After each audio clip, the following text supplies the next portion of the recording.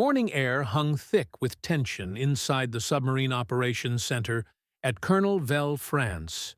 March 17, 1943, would mark a turning point that nobody in that room fully understood yet. Chalk dust scattered across polished boots as Kapitän Lieutenant Gunther Hessler approached the massive blackboard dominating one wall. His fingers gripped the white chalk with unusual force. The numbers he was about to write would shatter every assumption about naval warfare that had guided German strategy since the war began. Behind him sat Admiral Karl Donitz and his most trusted staff officers.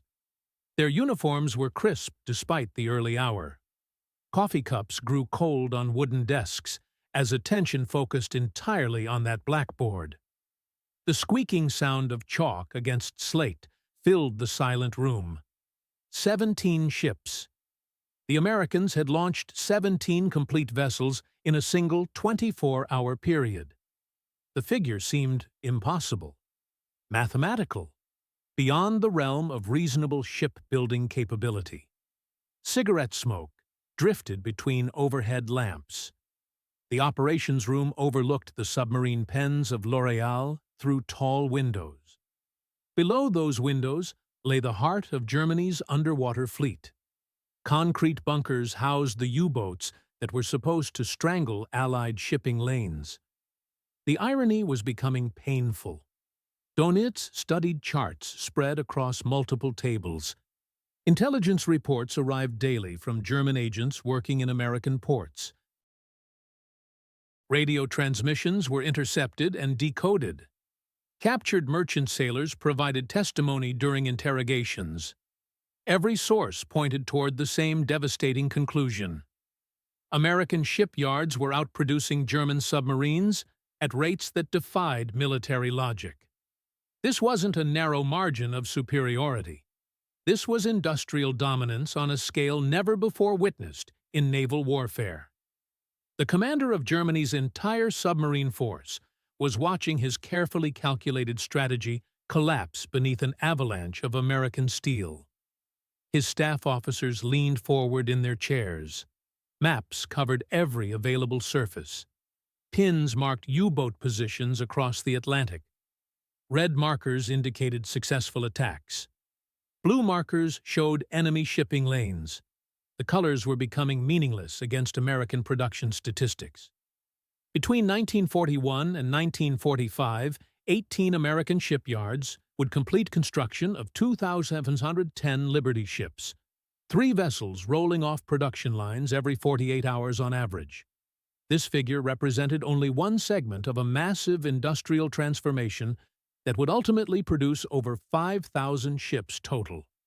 The realization spreading through that operations room would ripple outward like shock waves from an underwater explosion. U-boat crews who had believed absolutely in their mission would soon face crushing mathematical reality. Their core strategy depended on simple arithmetic. Sink ships faster than enemies could replace them. The concept had seemed brilliant when Donitz first presented it to Hitler in 1939. Clean, logical, mathematically sound. A fleet of 300 Type 7 U-boats operating continuously could sink 1 million tons of enemy shipping monthly. Within 12 months, this force could eliminate enough of Britain's approximately 3,000 merchant vessels to collapse their entire economy. The mathematics appeared foolproof. Britain required 47 million tons of imported supplies annually just to survive as a nation. Victory in the tonnage war required sinking 300,000 gross registered tons per month. This target would overwhelm British shipbuilding capacity completely.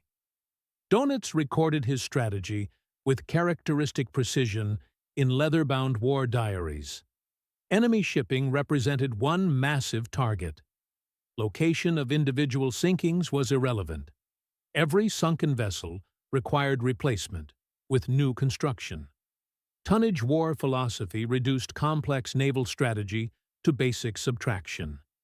Enemy ships minus German sinkings equaled victory or defeat. Early 1942 had seemed to prove the formula correct. U-boat crews called this period the Second Happy Time. Operations along American coastal waters from January through August 1942 achieved spectacular results.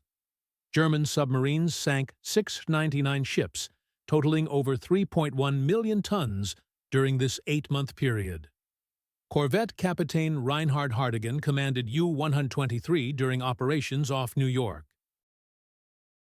His war diary entries reflected the intoxicating confidence of those months. 10 U-boats operating in these waters, instead of one, could achieve decisive results. The hunting opportunities were magnificent beyond description. Americans had learned nothing from 2 years of European warfare. Oberleutnant Herbert Werner served aboard U-230 during the same period. His post-war recollections captured the mathematical obsession that drove U-boat crews. Endless calculations consumed their off-duty hours. Each enemy vessel averaged 5,000 tons. 6 ships per patrol meant 30,000 tons sunk. Half-flotilla operations with 12 boats achieving 6 kills each would total 360,000 tons monthly. 40 boats operating continuously could win the entire war through pure arithmetic. The numbers seemed to guarantee German victory in the Atlantic. Intelligence reports suggesting extraordinary American shipbuilding capacity initially came from unexpected sources that seemed unreliable. September 1942 brought the first disturbing information. Survivors from the torpedoed freighter West Lashaway were pulled from the water by U-66. During standard interrogation procedures, one merchant sailor spoke casually about construction timelines. An engine room oiler from Baltimore mentioned that his ship had been completed in 35 days total. Captain Lieutenant Friedrich Markworth commanded U-66 during this encounter. His war diary recorded immediate skepticism about these claims. The prisoner had to be mistaken or deliberately lying. No nation possessed the capability to build a 7,000-ton vessel in 35 days. German shipyards required 6 months minimum for comparable construction projects. Similar reports continued arriving with disturbing frequency. Survivors from the Liberty ship William Clark, sunk by U-129 in November 1942, made even more extraordinary claims. Their vessel was supposedly one of 60 ships under simultaneous construction at a single shipyard in Richmond, California. The captured second mate insisted he had personally witnessed 3 complete ship launches during one 7-day period. U-boat headquarters initially dismissed these testimonies as Allied propaganda designed to damage German morale. Corvette Captain Gunther Hessler was Donitz's son-in-law and chief of operations. His staff assessment reflected official skepticism. Americans were clearly instructing merchant crews to exaggerate production figures if captured. Such construction rates exceeded technical possibilities. The truth exceeded any propaganda imagination. Henry Kaiser's Richmond Shipyards in California had developed revolutionary production methods that achieved impossible results. The SS Robert E. Peary was launched on November 12, 1942. Her keel had been laid just 4 days, 15 hours, and 29 minutes earlier. This wasn't publicity stunt or one-time achievement. The record demonstrated American industrial methodology that would transform shipbuilding permanently. The key innovation involved prefabrication combined with assembly line construction techniques. Deck houses were manufactured separately from hull sections. Double-bottom components were built independently. Stern frame assemblies and bow units were constructed like giant steel puzzle pieces. Final assembly brought these prefabricated sections together in logical sequence. Each Liberty ship required nearly 50 miles of welding to replace traditional riveting methods. Riveting demanded highly skilled craftsmen trained over years. Welders could be trained in weeks rather than years of apprenticeship. Women entered the workforce in unprecedented numbers. Teenagers operated cutting torches and welding equipment. Men previously considered unemployable found meaningful work. The social transformation paralleled the Industrial Revolution happening in these shipyards. German intelligence agents operating in neutral Portugal managed to obtain American newspapers containing photographs of these shipyards. The images were studied intensively at U-boat headquarters. Multiple construction ways stretched beyond camera range.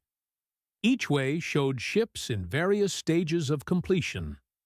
Cranes the size of buildings moved prefabricated sections weighing hundreds of tons. The photographs revealed ships at every construction stage simultaneously. New keels were being laid, while other vessels received engines and superstructures. Completed ships steamed away from fitting out docks as new construction began. Oberleutnant Peter Kremer commanded U-333 during this period. His post-war writings reflected the despair these images created. When German officers saw those photographs, they knew the war was already lost. Americans weren't building ships through traditional methods. They were manufacturing vessels like automobiles on assembly lines. January 1943 brought American shipbuilding achievements that exceeded German naval planners' worst nightmares. Statistics finally confirmed through multiple independent intelligence sources were absolutely devastating. January produced 96 ships launched totaling 850,000 tons. February saw 108 ships totaling 975,000 tons launched. March 1943 achieved 120 ship launches totaling 100,000 tons completed. By 1944, the average construction time for Liberty ships had dropped to 42 days. This average concealed the reality that experienced yards were completing vessels in less than 3 weeks, while simultaneously training inexperienced workers. The United States Maritime Commission's emergency shipbuilding program hadn't simply mobilized existing shipyards. Entirely new construction facilities were created from nothing. Hauptleutnant Wolfgang Luth was one of Germany's most successful U-boat commanders, with 47 confirmed ship sinkings. His letter to his wife captured growing despair among submarine crews. The impossible targets they faced were becoming clear. Americans had built 100,000 tons during the previous month alone. German U-boats weren't fighting a navy anymore. They were fighting an entire industrial system designed for ship production. March 1943 brought the largest Wolfpack operation of the entire war. Convoys HX-229 and SC-122 sailed in close proximity across the Atlantic.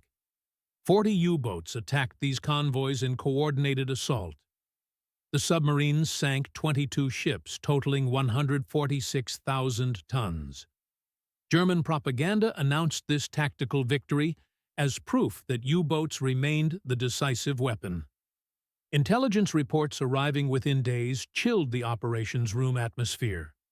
Americans had launched 38 new ships during the same week that convoy battle raged. The mathematics were inescapable and terrifying. For every ship the Wolfpack managed to sink, American yards were completing 2 replacements. Fregattenkapitän Heinrich Bleichrodt commanded U-109 during this patrol. His war diary entry after returning reflected the psychological impact. The Atlantic Ocean was filling with new ships faster than German submarines could encounter them. Where U-boats once found half-empty convoys of aged, rusted vessels, they now faced endless lines of new construction. Fresh paint covered modern equipment flying American flags. Enemy forces were overwhelming German submarines through sheer abundance rather than tactical superiority. Even more disturbing were reports describing ship types previously unknown to German naval intelligence. Beyond standard Liberty ships, American yards were producing faster Victory ships and specialized T-2 tankers. The variety suggested methodical planning rather than desperate improvisation. Unlimited resources supported systematic ship construction programs. German submariners who survived sinking incidents and were rescued by Allied vessels provided detailed intelligence about American production capacity. Oberleutnant Hans Joachim Förster was pulled from the water after U-189 was sunk by British escorts in April 1943. He spent 3 weeks aboard the newly launched Liberty ship James W. Denver before reaching port. His post-war memoir recorded shocking details about vessel quality and crew amenities. The ship was so newly constructed that instruction manuals remained wrapped in plastic packaging. Crew quarters featured amenities German sailors hadn't seen in years. Private showers throughout the vessel, electric lighting in every compartment, refrigerated food storage systems. The engine room contained more advanced equipment than Germany's newest U-boats. This wasn't a desperate emergency vessel thrown together quickly. The ship was well designed and thoroughly equipped, despite being built in 5 weeks total. American crew members, confident in their nation's ultimate victory, spoke freely about production statistics with their German prisoner. One merchant marine officer showed Förster a newspaper clipping about Kaiser's Richmond shipyards. The article, intended to boost American homefront morale, contained production figures that Förster memorized completely. Between 1941 and 1945, 18 American shipyards would complete 2,651 Liberty ships. This easily became the largest class of ships ever constructed. German naval intelligence achieved what they considered a major coup in May 1943. Spanish sources provided a complete copy of the United States Maritime Commission's annual report. This document, intended for congressional review, laid out American shipbuilding achievements and future projections in exhaustive detail. Dönitz reportedly sat in silence for a full hour after reading the report at his headquarters. The numbers were beyond human comprehension. American shipyards had launched 4,915 merchant ships, totaling nearly 37 million tons during the war years. This represented nearly 4 times the pre-war American merchant marine total tonnage. The report projected that 1944 production would exceed all 1943 targets significantly. Technical details revealed that 250,000 individual components were prefabricated throughout the country. These were assembled into 250-ton sections and welded together in approximately 70 days average construction time. One section boasted that American shipyards employed over 700,000 workers, including 200,000 women. German shipyards, by comparison, employed fewer than 80,000 workers total. Most German shipyard workers were increasingly reluctant, forced laborers from occupied territories. Fregattenkapitän Eberhard Gott served as Dönitz's chief of staff. He performed grim calculations based on these intelligence reports. At current American production rates, even if U-boats achieved the impossible feat of sinking every ship in large convoys, the Americans would replace the entire tonnage in 11 days. Beyond mere production numbers, U-boat commanders increasingly reported technological advantages in American shipping that made attacks more difficult. New Liberty ships carried advanced navigation equipment and improved damage control systems. Defensive armament exceeded many destroyer escorts from 2 years earlier. Kapitän Lieutenant Herbert Schulze commanded U-437 and noted details after a failed attack in June 1943. The target vessel performed evasive maneuvers, suggesting radar detection of periscope signatures. New construction Liberty ships demonstrated speeds exceeding German intelligence estimates. Massive armament included radar-directed guns, achieving near misses during emergency dive procedures. The technology gap extended to construction methods themselves. German shipyards still relied heavily on traditional riveting techniques.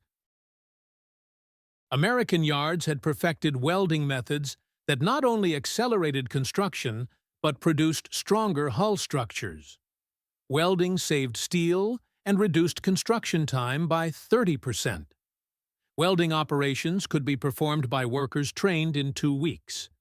German attempts to accelerate their own shipbuilding programs failed catastrophically. The few cargo vessels Germany managed to complete required an average of 8 months construction time. When pressure was applied to speed construction, quality suffered so severely that several ships literally broke apart during sea trials. The psychological impact on U-boat crews was devastating beyond measure. Men who had sailed in 1940 and 1941, when single submarines could sink entire convoys, now faced overwhelming opposition numbers. Where once they had been hunters stalking prey, they were now hunted by superior forces. Machinist Gefreiter Johann Müller served as diesel mechanic aboard U-758. His illegal diary survived the war and provided insights into crew morale. His July 1943 entry revealed growing despair among experienced submariners. Veteran crew members spoke constantly about earlier years when Germany was winning, when merchant ships burned from horizon to horizon after successful attacks. Current patrols considered survival as success rather than enemy ships sunk. Crew members heard constantly that Americans were building ships faster than U-boats could reload torpedo tubes. The sacrifice of German submarine crews seemed increasingly pointless against such overwhelming production capacity. Statistical evidence supported this growing despair among U-boat forces. After December 1941, when the United States joined the war, the tonnage target effectively doubled to 700,000 gross registered tons monthly. This target was achieved in only 1 month, November 1942.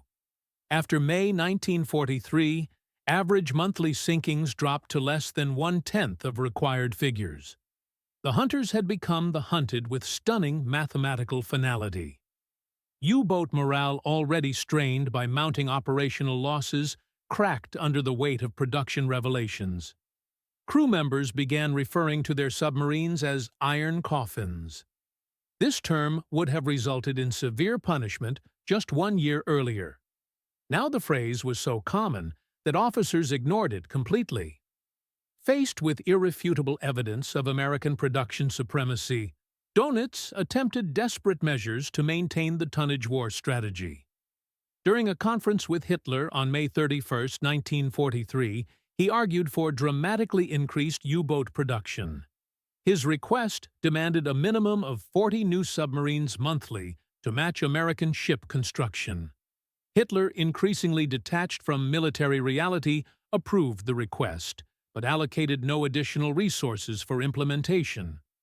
Dönitz also ordered changes in tactical doctrine, hoping to maximize damage against superior numbers.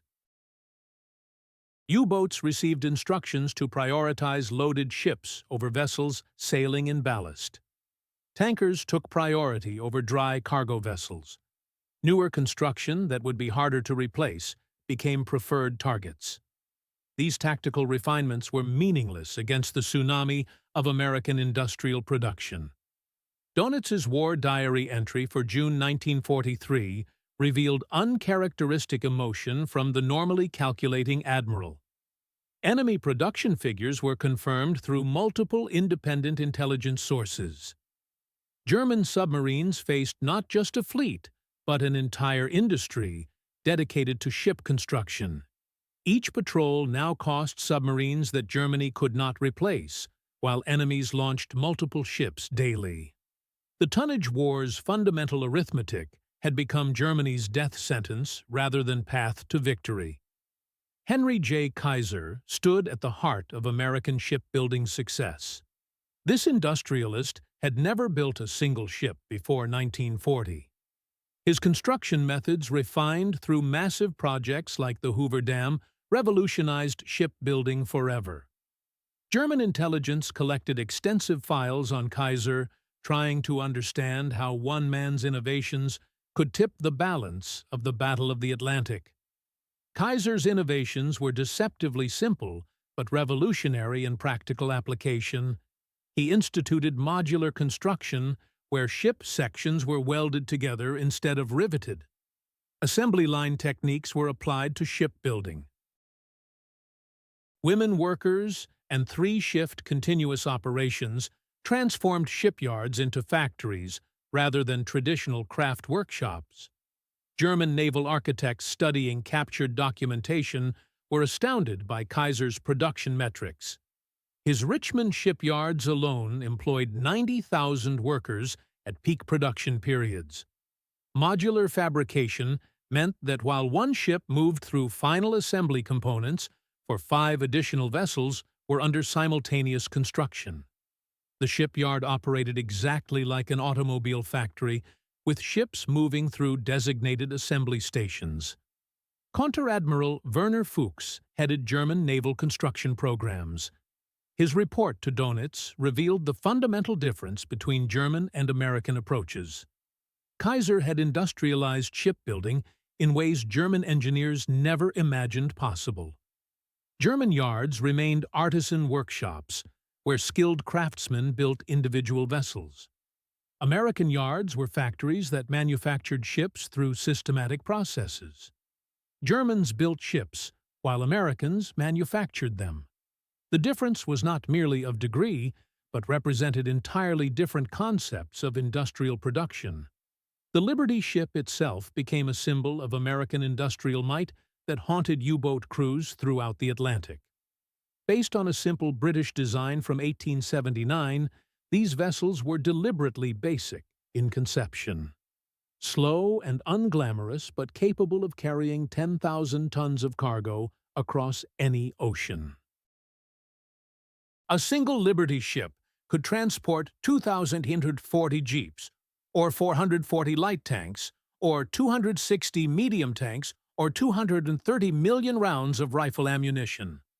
What terrified German naval planners wasn't the sophistication of Liberty ships, but their sheer numbers and complete replaceability in American production systems. When U-515 under Werner Henke sank the Liberty ship Thomas McKean in June 1942, American shipyards launched 3 identical replacement vessels during the same week. Individual ships meant nothing within the production system. The manufacturing capability meant everything for ultimate victory.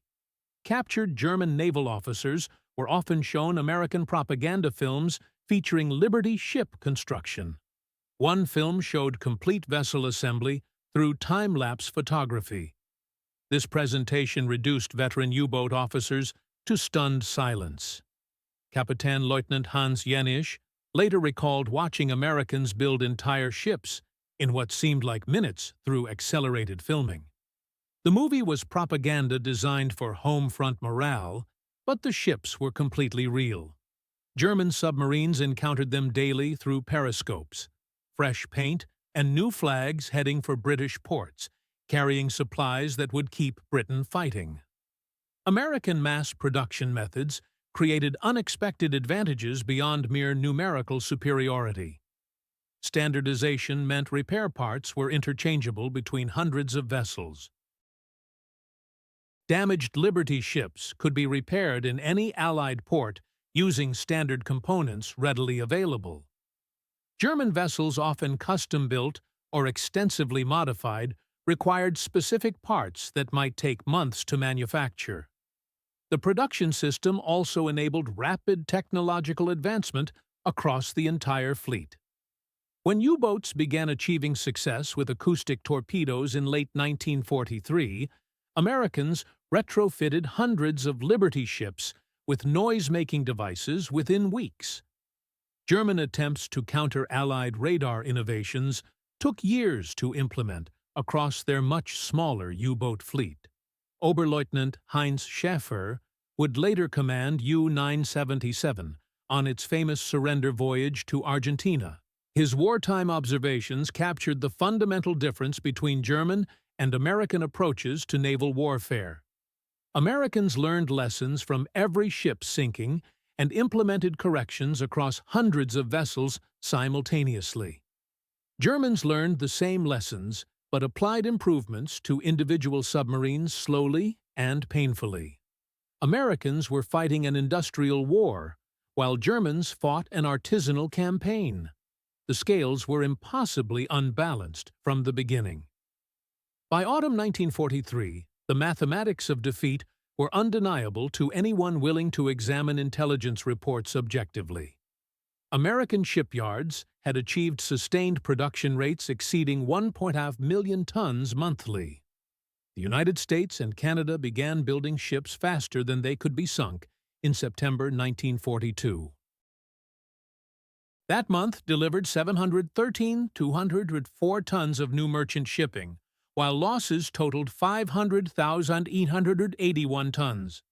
The production gap had only widened since reaching that crucial turning point.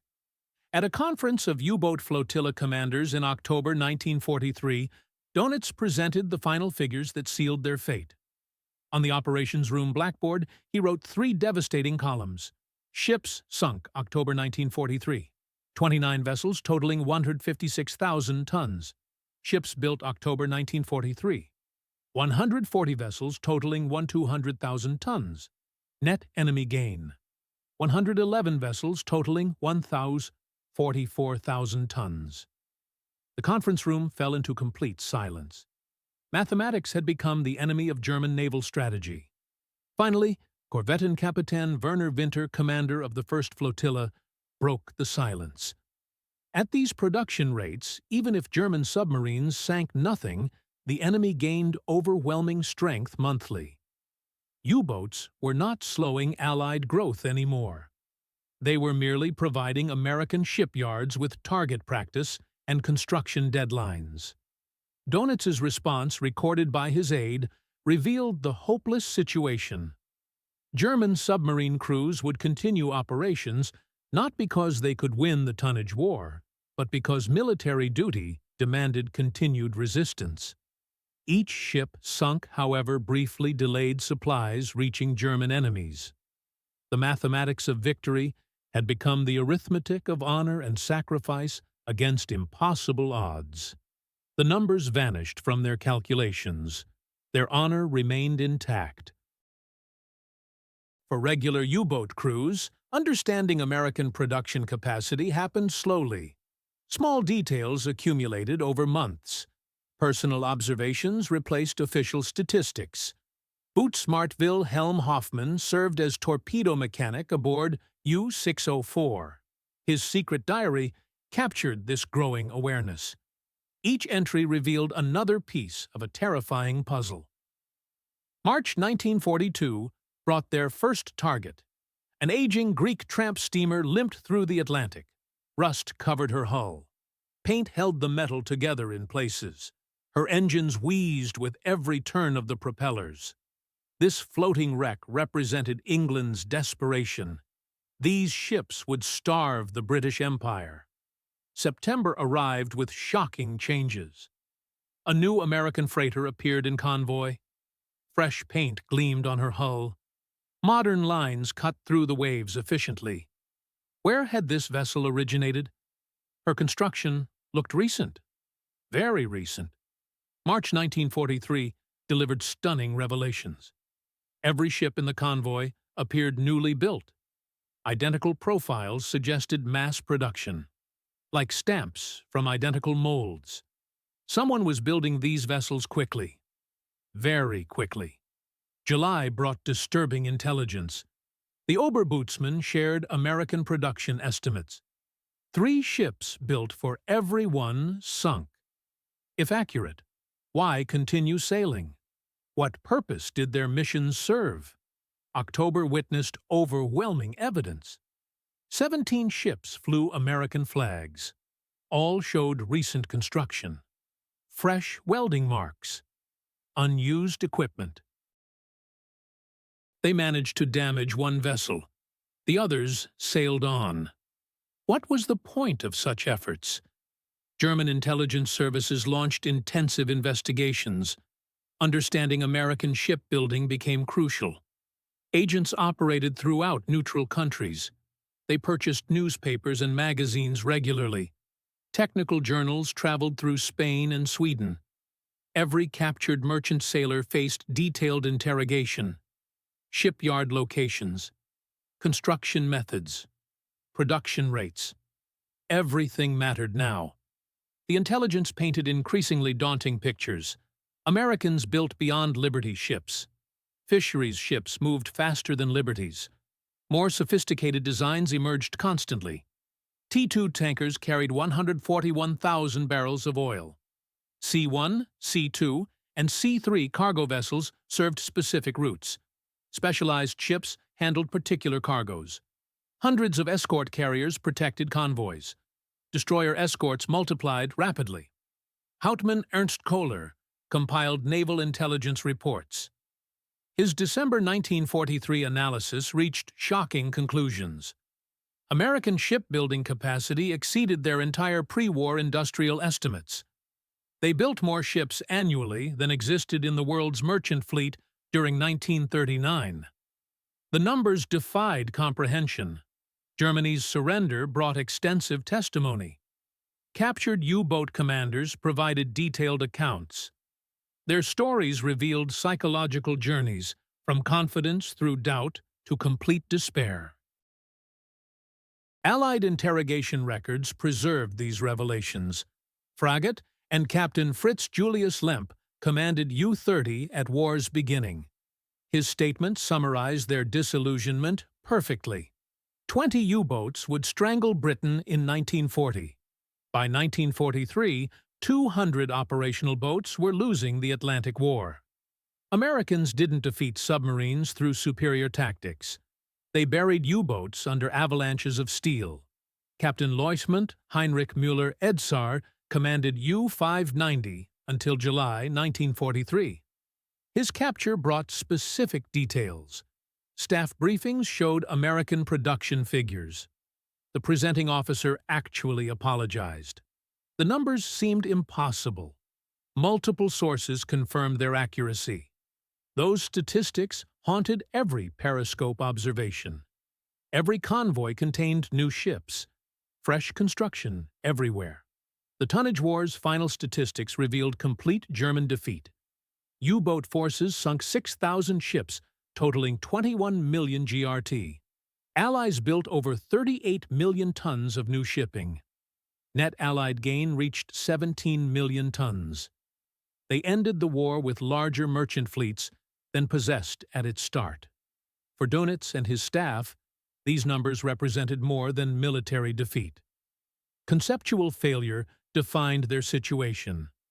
The tonnage war theory assumed finite resources. Limited production capacity seemed logical. No one anticipated enemies capable of transforming entire industrial bases into shipbuilding machines. Dönitz wrote his final war diary entry before Germany's surrender. They fought the last war with weapons designed for previous conflicts. Americans fought with factories. Liberty ships proved mightier than U-boats, not because of superior design, simply because more ships always appeared. Germans sank vessels. Americans built entire fleets. August 1945 found Dönitz imprisoned at Mondorf-les-Bains. Extensive conversations occurred with captured German leaders. A recorded discussion with General Feldmarschall Wilhelm Keitel produced remarkable admissions. Spring 1943 marked the tonnage war's end. Americans built ships at incomprehensible rates that defied German capabilities and understanding. Staff calculations showed Germany needed 150 years to build 2,700 cargo ships. Maximum production rates couldn't match American schedules. Americans completed this task in 4 years, simultaneously building the world's largest navy. And Air Force. Keitel questioned continuing increasingly suicidal U-boat missions. Dönitz revealed his impossible position. What alternatives existed? Admit their entire naval strategy was fantasy? Acknowledge challenging an industrial giant with naval guerrilla warfare? Stopping meant admitting they never had chances of victory. American shipbuilders remained unaware of their psychological impact.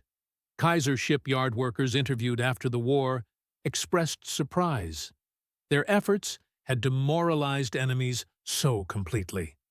Margaret Rosie Thompson welded at Richmond Shipyard No. 2. They simply did their jobs. Beating other ships' production records motivated them. Hull slogans read, "Built by America's Women," or "From Richmond to Hitler with Love."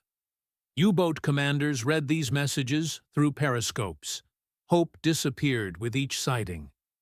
Henry Kaiser admitted in 1946 interviews that he hadn't grasped strategic impacts. Efficiency concerned him. Cost per ton mattered. Worker safety remained important. He didn't realize they had automated victory. Germans couldn't match industrial mathematics. Every Liberty ship proved democracy, and free enterprise outproduced tyranny. Final numbers tell brutal stories. German U-boat statistics showed 1,162 commissioned vessels. 7 Buddy Seat 7 U-boats were lost completely. 30,000 submariners died in service. Casualty rates reached 75%. 2,729 Allied ships sank beneath the waves. American shipbuilding responded with 2,710 Liberty ships built. 534 Victory ships joined them. Over 500 additional cargo vessels launched. Total construction exceeded 5,000 ships. Peak production periods saw American yards produce entire pre-war commercial shipping tonnage in 3 years. Donitz's careful 1939 calculations hadn't just been defeated. They had been obliterated completely. Post-war interviews with surviving U-boat commanders revealed profound impacts. Recognition of American industrial capacity affected them deeply. Many admitted knowing the war was lost by mid-1943. Not through military defeats. Production statistics told the real story. Corvette and Captain Adalbert Schnee earned high decorations. His 1975 Veterans Reunion Statement captured their situation perfectly. Magnificent warriors were defeated by accountants and factory workers. Every torpedo cost the Reich equivalent to building 5 houses. Every Liberty ship cost Americans less than German torpedoes. They fought wrong wars with wrong weapons against wrong enemies. Psychological impacts extended far beyond war's end. Many U-boat veterans struggled comprehending how completely they had misunderstood American capabilities. Heinrich Lehmann Willenbrock commanded the famous U-96, immortalized in Das Boot. Post-war merchant shipping work showed him Liberty ships still operating efficiently through the 1960s. Ships they called emergency trash and barely seaworthy outlasted their finest U-boats by decades. This became the final insult. American throwaway ships exceeded their best submarines. February 1943 brought a remarkable document circulated among U-boat flotilla commanders. An anonymous staff officer authored it. Later identified as Corvette and Captain Hans Rudolf Rösing. Mathematical analysis proved prophetic. Current American production reached 1 million tons monthly, still increasing. Current sinking rates dropped to 400,000 tons monthly, still decreasing. Net Allied gains reached 600,000 tons monthly. These rates predicted December 1943, replacement of all losses since 1939. December 1944 would see Allied merchant fleets exceeding pre-war tonnage by 100%. December 1945 projected Allies possessing twice the world's 1939 merchant capacity. The conclusion was stark. The tonnage war wasn't being lost. It was already lost. Mathematics don't lie. Donitz headquarters suppressed this document. Copies survived regardless. Every prediction proved conservative. Allies actually exceeded these projections significantly. Captain Lieutenant Peter Kremer commanded U-333. His nickname Ali became famous among U-boat crews. Post-war memoirs provided eloquent summaries of their recognition. America had been described as a mongrel nation, jazz musicians and Hollywood cowboys, incapable of serious warfare. Then they learned Americans built ships faster than counting them, faster than sinking them. Each Liberty ship represented 7,000 tons of testimony to their leaders' delusions. March 1943 brought his moment of recognition. A clean freighter kill had just occurred. The watch officer called him to the periscope. Another convoy appeared on the horizon. 40 ships, all new construction, all American-built, all heading for Britain. 2 torpedoes remained. 2 torpedoes against 40 ships. These were the mathematics of their defeat. U-boat men represented elite warriors of the Kriegsmarine.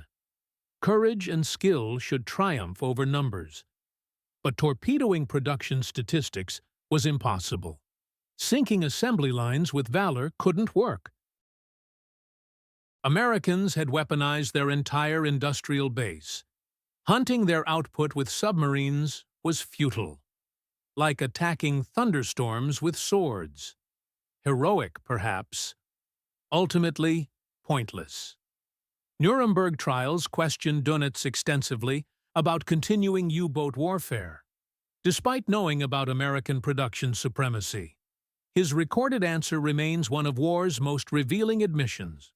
Early 1943 intelligence reports showed Americans building approximately 140 ships monthly. U-boats sank fewer than 40. Simple arithmetic demonstrated losing the tonnage war by 3-to-1 ratios. The ratio worsened each month. But what alternatives existed? Surrender the Atlantic without fighting? Allow invasion fleet construction unmolested? They continued, not because victory was possible, but because forcing enemies to devote resources to convoy protection mattered. Building yet more ships became necessary. Maintaining vast anti-submarine apparatus required effort. The tragedy wasn't losing the tonnage war. That became inevitable once America entered the conflict. The tragedy was believing they could win it. Challenging the world's greatest industrial power to production contests. Results were preordained. War's end brought statistics so overwhelming that many U-boat veterans initially refused believing them. Prisoner-of-war camps in Louisiana showed captured officers' films about American shipbuilding. Claims stated that peak American shipbuilding could produce entire pre-war commercial shipping tonnage in 3 years. Captain Lieutenant Johann Moore stood up, declaring it propaganda. Impossible. Lies. The American camp commander arranged Houston ship channel tours. German officers saw dozens of Liberty ships under construction, thousands of workers welding and assembling, complete vessels sliding down ways daily. Moore later wrote about 30 U-boat officers watching Americans build more tonnage in mornings than their best patrols ever sunk. Some men wept. Others laughed bitter laughs of men finally understanding terrible jokes. They had tried draining oceans while Americans refilled them with fire hoses. This story represents more than industrial triumph tales. It marks modern warfare's shift from tactical skill to production capacity. Individual heroism yielded to systemic output. Forgotten Captain Lieutenant Hardigan commanded U-564 with distinction. His 1960 interview provided prescient analysis. They learned too late that modern wars made courage and skill matter less than conveyor belts and welding torches. Americans didn't defeat U-boats with better ships or superior tactics. They defeated them with superior mathematics. Americans understood that war had become equations. They produced more solutions than Germans could generate problems. U-boat commanders' psychological journeys mirror broader German military experiences. From confidence through disbelief to despair. They had prepared for tactical warfare. They encountered industrial warfare. They trained fighting ships. They found themselves fighting factories. Decades after war, German naval officers still struggled with American industrial achievement magnitudes. 1985 U-boat veteran reunions in Kiel featured keynote speakers. Former corvette and Captain Eric Topp addressed assembled survivors. They were the finest submarine force ever assembled. Training was superb. Boats were excellent. Tactics were revolutionary. They sank millions of tons of shipping, nearly starving Britain. But defeat came from something never understood and never countered: American ability to turn entire nations into weapons. Every American housewife buying war bonds became weapons. Every teenager working shipyard shifts contributed. Every farmer growing food for industrial workers participated. They were all weapons in wars Germans didn't know how to fight. Germans sank ships. Americans built more. Sinking those brought even more construction. It wasn't battles. It was avalanches. Honoring fallen comrades required acknowledging truth rather than pretending victory was possible. They were warriors from old worlds fighting enemies who invented new ones. Defeat came not through better submarines or superior seamanship. Defeat came through liberty ships. Ugly, slow, mass-produced symbols of democracies transforming entire societies into arsenals. Modern war lessons emerged clearly. Factory floors mattered as much as battlefields.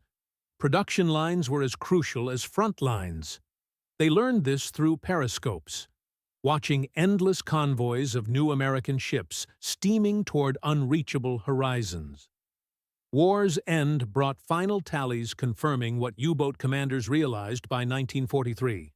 Germany needed to sink 700,000 tons monthly to win tonnage wars after U.S. entry. This happened only once in November 1942. American shipyards produced over 1.5 million tons monthly by 1943. Human costs of mathematical defeat were staggering. Of 40,000 men serving in U-boats, 30,000 died. Casualty rates reached 75%, the highest of any service branch in any nation during World War II. They fought magnificently for strategies that mathematics had doomed from the start. Admiral Karl Dönitz wrote in post-war memoirs providing epitaphs for tonnage wars. Calculations showed sinking sufficient tonnage monthly would defeat Britain. They didn't calculate that America could build 2 million tons monthly. This wasn't miscalculation. It was failure of imagination. They couldn't imagine such industrial power because they had never seen it. By the time they could see it through periscopes and intelligence reports, it was too late. The war was over. They simply continued fighting for 2 more years before admitting it. Today, only 2 operational Liberty ships remain from 2,110 built: the SS John W. Brown and SS Jeremiah O'Brien, both preserved as memorial ships. They stand as monuments not to naval architecture, but to industrial achievement. Reminders of when America transformed itself into what President Franklin Roosevelt called the arsenal of democracy. For German U-boat forces, these ships represent something else: physical manifestations of mathematical defeat. Every rivet, every weld, every ton of cargo capacity was numbers in equations they could never balance. They had gone to war believing in German engineering superiority, excellence of their training, inevitability of their victory. They discovered instead that wars could be won in shipyards. Victory could be welded together by workers who had never seen oceans. U-boat commanders, realizing America built ships faster than they could sink them, ultimately tells stories about warfare's transformation itself. It marks moments when industrial capacity became more important than military skill, when production lines became more decisive than front lines, when building abilities became more powerful than destroying abilities. German U-boat forces weren't defeated by superior Allied naval forces, better tactics, or more courageous sailors. They were defeated by 2,110 Liberty ships built between 1941 and 1945. Each one represented 7,000 tons of proof that modern warfare made mathematics matter more than martial prowess. Nations that could build the most the fastest would ultimately prevail. U-boat commanders surviving the war carried this knowledge for their remaining lives.